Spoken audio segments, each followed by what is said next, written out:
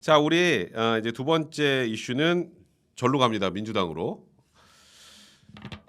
요즘에 그 언론의 스포트라이트를 어찌 됐건 지금 이게 약간 드라마틱한 부분도 있고 그래서 국민의힘이 많이 가져가기도 했는데 이재명 후보가 이게 굉장히 독특한 방식이라고 해야 되나요? 뭐? 최근에 사실 조카 살인 사건 변론 논란도 있었고 뭐 예전에 뭐 형수 욕설 논란도 있었고 뭐 하여튼 주변에 소위 안 좋은 일들이 굉장히 많이 있었잖아요. 근데 이걸 이런 표현을 썼어요. 나는 비천한 집안에 태어나서 주변에 더러운 게 많이 나온다. 이거 어떻게 생각하셨어요? 그냥 요 워딩에 대해서 나 이거 좀 되게 놀랬거든. 이게 이재명식의 그냥 강공 드라이브 돌파인지 이게 아니면 심파극을 하려고 했던 건지 잘 모르겠어요. 그러니까 내 주변에 험한 일이 많이 나와도 이해해달라는 소리인지.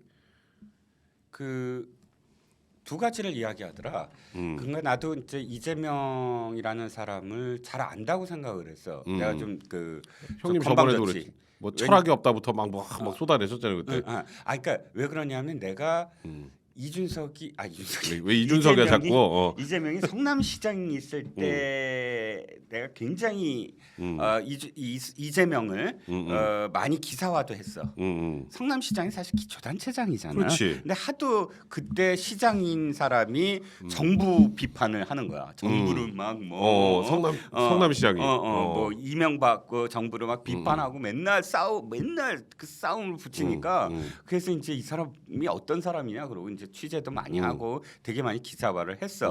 그래서 비교적 나는 이재명에 대해서 잘 알고 있다라고 거의 생각을 했거든. 이재명 전문가잖아. 근데 이런 것도 있다. 이재명이 오마이뉴스에 성남시장 할 때 이렇게 얘기를 했어요. 오마이뉴스 기자가 아유 당신 왜 그렇게 너무 싼마이로 해. 아까 이 표현을 이렇게 괜찮아. 안 했어. 그렇지. 너무 그걸 조금 고급스럽게 했나 보네. 왜 그렇게 저기 좀 이 뭐랄까 그 좀 저급한 용어로 맨날 해. 좀 그 고급스럽게 품위 있게 하면 안 돼 그랬더니 그때 이재명이 이렇게 얘기하더라고. 정색을 하고 야, 난 마이너 중에 마이너야. 내가 중앙 언론이 나를 주목하고 중앙 정치가 나를 받아들이려면 나는 이렇게 할 수밖에 없어. 튀어야 된다. 근데 너 나중에 나 잘 봐라. 내가 만약에 진짜 주목을 받으면 나는 확 달라질 거야. 이제 그렇게 소위 싸게 얘기 안 한다. 나는 지금 내가 싸고 이렇게 좀 과격하고 거칠고 하고 매일 이렇게 발악을 하고 이 SNS를 통해서 이 모든 것들은 내가 주목받기 위한 인정투쟁이다. 그리고 이제 내가 진짜 주목받기 시작하면 나는 여러분들이 진짜 당신 같은 기자들이 진짜 깜짝 놀랄 정도의 메이저가 될 거다. 품위도 있고 난 진짜 달라질 거다. 난 이게 하나의 방법이다. 그래서 난 그때 당시에 그 기사를 보고 야, 이 사람 무섭구나 이런 생각도 들었어. 그러니까 이제 이렇게 해서 자기를 띄우고 나중에 소위 뭐 대선 후보급이나 아니면 뭐 대선 후보가 아니라도 아주 좀 중요한 자리쯤 올라갈 때는 이제 굉장히 좀 이렇게 좀 뭐라 그럴까 좀 젠틀한 용어로 좀 고귀한 용어로 이렇게 행동도 그렇고 메이저로 행동을 할 메이저리티에 봤다. 여러분들이 똑같이 생각하는 그런 어떤 그런 사람이 될 거다. 정치적인 어떤 사람이 될 거다. 근데 그게 아니더라고. 더 센 것 같아. 나 진짜 이해가 안 갔어. 근데 그게 왜 그랬냐? 그러니까 기본적으로 이 사람이 사회화가 좀 안 된 사람이더라고. 사회화라는 게 뭐냐면 상대방이 나를 어떻게 받아들일까? 그러니까 내가 무슨 말을 할 때 어떤 표정을 지을 때 어떻게 받아들일까? 그리고 상대방의 표정은 무엇이니까 내가 거기에 다가갈 수 있는 용어는 뭘까라는 게 사회화거든. 사회가 된 사람은 거기서 그 지점을 알기 때문에 그 사람과 소통할 수 있는 표정을 짓고 말을 해. 그리고 말도 그 말에 어떤 그 뭐랄까 뭐 글레이드가 있다는 건 이상하지만 어쨌든 표현의 수위를 조절을 해야지. 조절을 해. 그렇지. 맨날 고급스러운 용어만 쓸 수는 없잖아. 그럼 재수 없어. 또 맨날 또 너무 저급하면 욕만 하고 쌍욕만 할 안 수는 되지. 없잖아. 근데 어떤 자리인가, 어떤 사람과 하느냐에 따라 그거를 적절히 구사할 줄 아는 것, 그게 소통이고 그게 사회화거든. 그렇지. 근데 그게 안 돼 있다라고 여기는 게 바로 이런 식이야. 그러니까 오피스 누나 이거 있잖아. 이거를 사람들은 그냥 지나갔는데 이렇게 웃고. 나는 그 대목에서 이 사람이 이 말을 했을 때 사람들이 웃겠거나라고 생각을 한다거나 아니면 이 말이 전부 다 공용되는 말이라고 생각했다거나 이게 이상한지를 무슨 모른다는 말인지 알겠다. 이거 이 상황에서 이 말을 하면 사람들이 이거에 대해서 비판할 상황인지 아닌지에 대한 인식이나 이거 사람들이 일반적으로 다 쓰는 건가 아닌가 이런 것들에 대해서 혼란이 좀 있다. 그건 못한 그렇지. 그게 판단이 안 된 사람이구나라는 게 느껴지는 거야. 지금 이 용어가 그런 거야. 더러운 게 나온다는 거야. 비천한 집안이라는 거는 사실 지금까지 되풀이됐어. 그러니까 내가 송영공 얘기부터 해갖고 그렇지. 그리고 누구야 그 송영길이 계속 책 읽어라 하는 그렇지. 그 스토리. 그러니까 약간 그 마이너하고 좀 힘들게 살았고 흙수저이고 이거를 강조하려고 했었던 거잖아. 그걸 공유하라 이거야. 그렇지. 번져내라. 근데 지금도 자기 입에서 비천하다라는 얘기를 하잖아. 근데 그거는 뭐 그렇다 쳐. 나는 그 맨날 하던 얘기야. 나는 그래도 이것도 그게 좀 충격이야. 더러운 게 많이 나올 나온다. 수 있다라는 말이야. 그 더러운 게 나올 수 있다라는 게 이거 되게 충격적이야. 지금 내가 지금 이렇게 이 언론이나 혹은 야당이 지적하는 것들이 그냥 더러운 거야. 더러운 범주인데 내가 그런 집안에서 태어났고 그런 집안에서 살아왔고 그런 생활을 했기 때문에 그런 일들은 아무것도 아니야. 그걸 그렇지. 이해시키는 거야. 그러니까 그 조카 살인범이 나올 수도 있는 거고 내가 형수한테 욕할 수도 있는 거고 그런 상황이었으니 그게 근데 그 비천한 집안을 어떤 의미로 받아들여야 되지? 예를 들어서 좀 그 경제력이 좀 부족한 집안. 뭐 보통 비천한 집안을 뭐라고 해야 되나? 보통 그걸 비천한 집안이라고 하지 않나요? 내가 배울 때 집에 재력도 부족하고 뭐 근데 그런 집이 다 이러진 않잖아. 아니 물론 그렇지. 근데 나는 이게 그래서 이게 비천한 집안 출신이라 더러운 게 많이 나온다가 이게 연관되는 말도 아닌 것 같거든. 그렇지. 앞에 전제되는 것과 뒤에 그렇지, 되는 그렇지. 것은 다르지. 이게 뭔가 맞아야 되는데.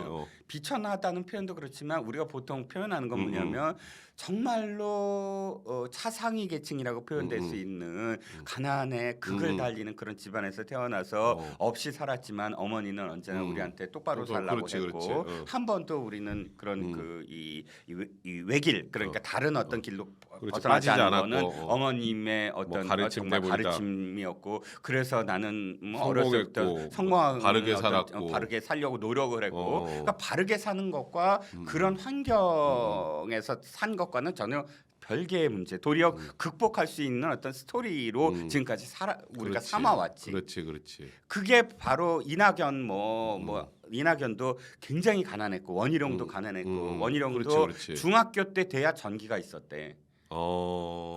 전기 있는 집에서 그러니까 어려운 집안 출신들은 정치인들 유명한 사람들 많은 거네. 근데 그들의 공통점은 언제나 그래도 집에서 어떻게든 바르게 살자. 좋은 가정교육을 받아서 그러니까 가정교육이란 게 사교육이 아니고 정말 부모님이 사회화하는 교육, 사회하는 교육, 사회에서 정말 그렇게 인정받게 뭐가 나지 않게 그렇게 살아가라라는 교육을 받았고 그 교육이라는 게 가정에서의 어떤 그 상황이었고 근데 그렇게 해서 어쨌든 이 스토리를 연결시키잖아. 근데 이 사람은 아닌 거야. 나는 내가 이렇게 내 주변에 많은 것들이 드러나는 건 그만큼 내가 아주 안 좋은 상황에서 자랐기 때문이다라고 연결하는데 그게 거부감이 있는 거지 사람들은. 합리화라고 하기도 좀 그렇고 그죠? 야 이게 참 하여튼 이게 굉장히 좀 놀라야 되는데 이걸 또 이제 고민정 의원은 또 눈물이 난다고. 근데 고민정 의원은 약간 이쪽 편 같다는 얘기들을 많이 해. 낄낄 빠빠지. 낄 때 끼고 빠질 때 빠져야 되는데 낄 데가 없어. 문제는 그게 말이 낄낄 빠빠다냐면 낄 데가 없어. 끼지 말아야 돼. 아무 때나 끼지 말라고 막 그랬더만 홍준표 의원이. 끼지 말아야 돼. 끼지 말아야 되는데 그러니까 이런 것들은 사실 언어를 순화해서 다시 뭐 좀 약간 이 유감 표명이라도 해야 될 만한 그런 표현이 아닌가 싶은데 이거를 눈물이 난다고 해버리셔가지고 내가 좀 그게 조금 당황스럽긴 하더라고. 그래서 결론적으로 얘기하면 오마이뉴스 기자한테 그때 얘기했던 게 잘못된 거였어. 왜냐면 그렇지. 변화가 없네. 변화가 없어. 마이너인데 메이저가 됐는데도 불구하고 아직도 마이너라고 생각하시나? 마이너의 용어와 마이너의 그러니까 메이저의 어떤 기질이나 메이저의 그 사회화가 안 된 거지. 이건 정확하네요. 그린님 저는 이재명보다 더 못 살았었어요. 못 살았다고 다들 죄송합니다. 저 뒤에는 안 읽을게요. 네, 라이언 킴님 단순히 좋아하시러라고 해서 그런 게 아니다. 할배 얘기하는 거 이미 다 따지고 안윤, 이재명 그 사람들 지니고 가치관 정책 이런 것들이 썩어서 그렇다니까 거기에 겉다리로 드글드글한 똥파리 측근들은 덤이고 그런 식으로 유권자를 까내리는 형태가 역겨워. 그러니까 뭔가 그 지금 윤 후보와 이 윤 후보 측근에 관련돼서 우리가 뭐를 하는 것들에 대해서 좀 약간 불만 섞인 그런 내용이신 것 같아요. 그린님 이재명과 같은 학년에서 이재선 형님은 곱고 바르게 잘하셨음요. 네, 제가 이재선 그 형님은 제가 정확하게 잘 몰라서 어떻게 잘하셨는지 제가 정확하게 말씀드리기가 좀 어렵네요. 자 그리고 이재명 후보가 요즘에 이제 우리가 저번에 내가 형님이랑 얘기할 때 좀 급한 것 같다는 얘기를 많이 했잖아. 지금 뭐 어쨌건 정권 심판론이 더 우세한 상황에서 이 정권하고도 변화를 줘야 되는데 문통 지지율이 너무 높아. 그리고 전통적 지지층도 다 내가 흡수하지 못했다고 생각해. 그러니까 어떻게 여기 맞다고 하는 것 같다가 또 아닌 것 같다고 했다가 약간 각기도 모드로 맨날 나왔거든. 근데 이제 좀 본격적으로 안 넘으면 안 된다고 생각하는 것 같다는 생각이 드는 게 아예 대놓고 이번에 이제 문재인 정부에 대해서 작심 비판하더라고. 이제 홍남기 부총리만 비판하는 게 아닌 것 같아 이거는. 그죠? 워딩이 어떻게 냈는데? 정확하게 도대체 왜 이러냐. 그 뭐 소상공인에 대해서 이번에 코로나 때 지원이 가계 지원 GDP 대비 1.3%밖에 되지 않았다. 미국처럼 한 5% 정도는 지원을 최소한 했었어야 되는 거 아니냐. 그리고 우리 지금 국가 부채 비율 맨날 높다고 하는데 웬만한 나라들 평균 110%가 넘는다. 근데 우리나라 47%인데 왜 이렇게 몸을 사리냐? 너네들은 국민을 위한 정부가 아닌 것 아니냐? 약간 이런 취지였어. 주어가 나도 보니까 뭐 100 이거 홍남기가 아니야. 홍남기가. 숫자는 그렇다 치고 정부라고 표현하더라고. 그렇지. 대통령은 아니고 아직은. 그러니까 대통령은 아니고 아직 그 바로 전 단계. 아직은 전 단계야. 근데 물론 정부라고 얘기를 그렇지. 하고 지금 얘기를 했어. 오늘 보니까 문재인 대통령이 또 자화자찬했더만 뭐 우리가 그분 항상 그렇게 10대 하시니까. 경제 대국이고 또 코로나 방역도 잘했고 경제적으로도 좋다라고 얘기하는 그 와중에 이재명이 오버랩이 되는 거야 지금. 그렇지. 그 발언으로 정부는 그렇지. 말이지. 맞아. 정확해요. 왜 정부는 말이야 그거 잘못한 거야라고 얘기를 했어.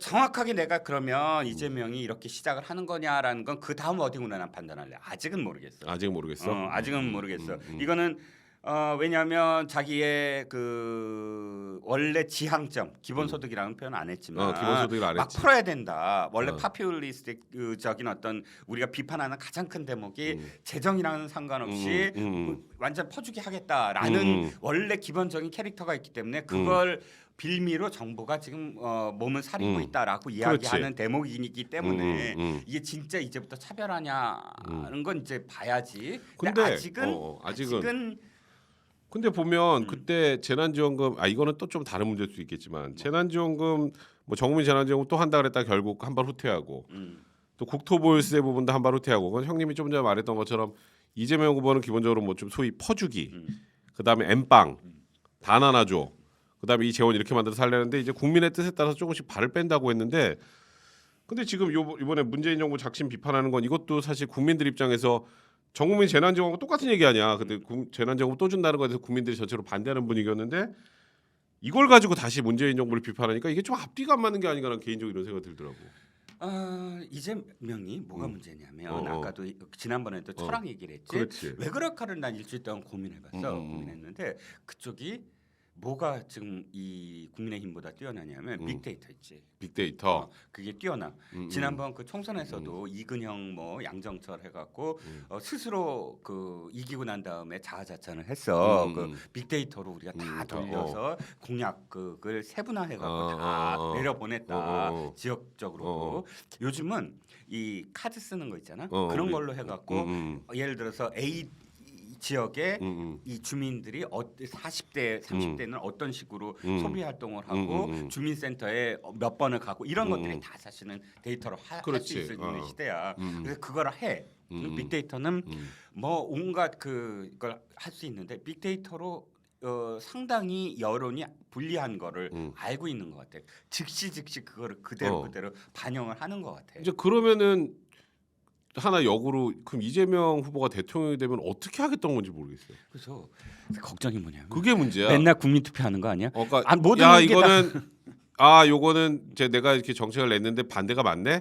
없어.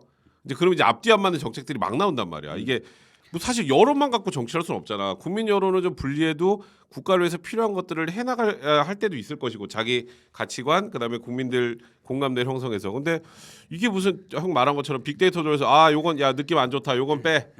그러니까 이제 앞뒤안만 얘기가 나오는 거예요. 그때 아까 전국민 재난지원금도 국민들이 반대하고 뭐 지금 상황 그러니까 좀 보류. 근데 보류해놓고 지금 다시 또 욕을 해요. 그럼 이게 앞뒤가 안 맞는 것 같은데 이제 그래서 아까 나도 그때 형님이 얘기했던 그 철학이 없다는 말이 생각이 좀 나더라고. 그게 현재까지는 이래. 나는 걱정이 그야. 되고 보자. 아 일단 그게 되고 딱 보자. 맞는 말이야. 되고 보자 일단. 되고 보자. 지금은 뭘 얘기하든 어쨌든 다 얘기를 해서 할 수 있는 거 다 엎어질 땐 엎어지고 뭐 하면서 일단 되고 보자. 근데 되고 난 다음에도 그렇게 할 것 같지는 않아. 되고 난 다음엔 걱정이 되는 부분이 있지. 인기를 끌 수 있는 방법은 여러 가지야. 왜냐하면 권력이 있으니까. 아 그렇지. 이제 내가 하고 싶은 걸 할 수 있고 180도까지 온갖 있으면. 권력이 다 있는데 그 권력을 갖고 지금은 권력이 없잖아. 살아있는 권력도 있고. 그렇지. 그러면서 엎어진다 엎어지고 뭐 그런 거 하지만 지금의 되고 보자가 된 다음엔 두고 보자가 안 나오지. 자기 마음대로 뭔가를 할 수 있는 계좌가 되니까. 그러니까 지금은 되고 보자인데 그때 가면 두고 보자가 될 수 있겠네. 그렇지. 이거 되게 섬찟한 말이다. 자 우리 김 SY님 진보계열 종특위 모든 잘못을 사회 탓으로 돌린다. 제 이재명 후보를 비판하시는 것 같아요. 원희룡도 오세훈도 홍준표도 가난했지만 부모에게 폐륜 저지르지 않고 잘 살았다. 기억비밀님 윤석열은 정권 교체를 외치지만 이준석은 정권 개혁을 외친다. 목표 자체가 틀리다. 그러니까 뭔가 정치 개혁적인 그런 메시지를 이준석 대표 많이 낸다. 이런 취지인 것으로 판단이 됩니다. 그리고 이것도 좀 뜬금없더라고. 이게 원래 홍준표가 옛날부터 했던 거거든. 사시부활.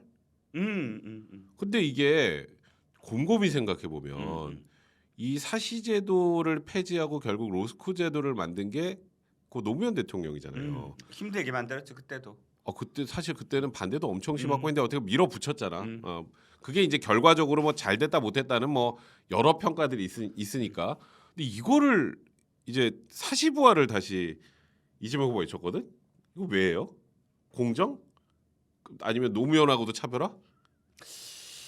그 자기가 지금 계속 이야기하는 게 비천한 집안에서 그 지금까지 온 거 아니야. 그렇지. 대통령 후보까지 된 성공할 거야. 수 있는 어떤 계기. 근데 그거를 계속 이야기하는 기반에서는 뭔가 지금 그 비천한 아까 그 사다리 다시 세워야 된다. 근데 개천의 용이 나려면 개천의 용을 어떻게 만드느냐에 스토리를 만드는데 하나 사실을 얘기한 것 같은데 그건 좀 너무 나간 거 아닐까? 그렇지. 왜냐하면 그건 또 다른 논쟁이 일어나. 이건 뭐 양쪽 진영의 논쟁이 아니잖아. 이것 그렇지. 자체가. 근데 사실 이 자리에서 김태현이 한번 그런 얘기를 한 적이 있어요. 이재명이 다 보는구나. 이재명이 얘기하는 거는 딱 던졌을 때 이 쫙 당길 수 있는 사람들이 있으면 한다. 당길 사람이 있으면. 그러니까 그렇게 던졌을 때 어쨌든 그걸 부활하려고 하는 사람들의 일단 있지. 매니아들이 있잖아. 있어. 이 사람들. 나머지는 사실 우리가 일반적인 국민들은 사실 그거 해도 되고 뭐 어차피 내가 안 볼 거고 그 거기에 집착하지 않아. 실제로는. 근데 이걸 던졌을 때 반대하는 사람들보다 이걸 찬성하는 사람들이 탄탄한 표로 이렇게 집단화돼 있다면 던질 수 있는 거지. 그러니까 형님이 얘기한 거랑도 인맥상통하네. 내 눈앞에 있는 사람들에게 좋은 얘기를 한다. 그거하고 같은 거다. 야 이걸 굉장히 한 줄로 별로 큰 의미가 없다로 지금 정리를 해주셨네요. 사실 오늘 원래 우리 예고상으로 우리 조동현 위원장 얘기를 좀 하려고 했었어요. 근데 일단은 조동현 위원장이 뭐 지금 뭐 가세연에서는 이게 뭐 사실 여부를 어쩌고 저쩌고만 하긴 하지만 그런 거는 우리가 어쨌건 개인의 슬픔을 얘기하고 하는데 이걸 우리가 왈가왈부하고 물론 인선의 실패에 대한 얘기를 할 수 있지만 우리가 그 분에 대해서 뭐 이게 맞다 틀리다의 얘기를 하는 건 너무 조심스러워서 그 부분은 하지 않기로 했고 결국 그럼에도 불구하고 인선 자체에 대해서 이거 설명도 제대로 안 됐었던 거니까 인선 자체에 대해서는 좀 실패한 인선이라고 보는 게 낫겠죠. 그러니까 하나는 그러니까 공식적으로 사퇴를 했기 때문에 그 사퇴한 이후에 뭐 검증 운운하는 거는 말이 안 될 것 같고 두 번째는 후보 본인이 지금 아까 그 선대위원장 본인이 이거를 범죄와 연관해서 자신의 어떤 가정사를 설명을 했기 때문에 실제로 그것과 관련해서 이건 평론의 영역이 아닌 그렇지. 네, 맞아요. 정확하네. 평론의 영역이 아닌 부분으로 그만 검찰 수사를 하든 아니면 개인적인 어떤 아픔으로 우리가 그냥 거리를 두던 그렇게 해야지. 이제는 그런 부분은 좀 우리가 놔줘야 될 때다. 그렇지. 그렇게 정리할게요.